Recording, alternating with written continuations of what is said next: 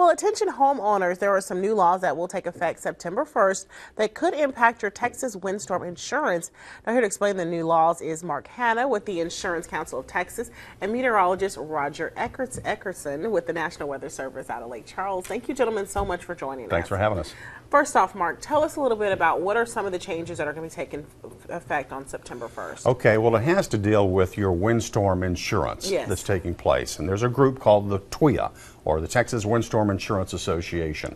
And they basically determine the rates for your windstorm policy. And anyone who's concerned about hurricanes along the Texas coast should be concerned about the makeup of this board. And it's going to change come October 1st. They will have a new board of, there'll be 3, 3, and 3. It'll be 3 people living along the Texas coast, 3 insurance agents, and then 3 people living outside the coast. And they will be the new board.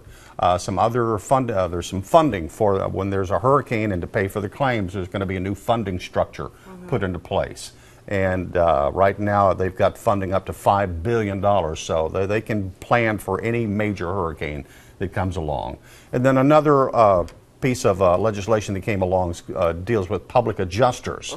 And these are the people who basically get 10% of your claim when they come and help you with if you have a claim. A lot of times the insurance industry feels like the homeowner can take care of the claim themselves, but if you need assistance, you can hire a public adjuster who take 10% of your claim but help you get your claim through the process. And they've put some limitations on public adjusters and what all they can do and can't do. Okay. With that said, do you feel like this is all helpful for the homeowners, or? I think so. It's the funding in place for a hurricane. Again, we have no idea what's going to come along. Yeah. We could go another 6 years. The last big hurricane was the costliest hurricane, and it hit here, Hurricane Ike, September 13th, 2008. But hey, let's hope we can go another 5, 6 years. Yeah. And with that said, I mean, with the way that you guys are looking at everything in the tropics, are we slated for any type of hurricanes? I mean, is there anything?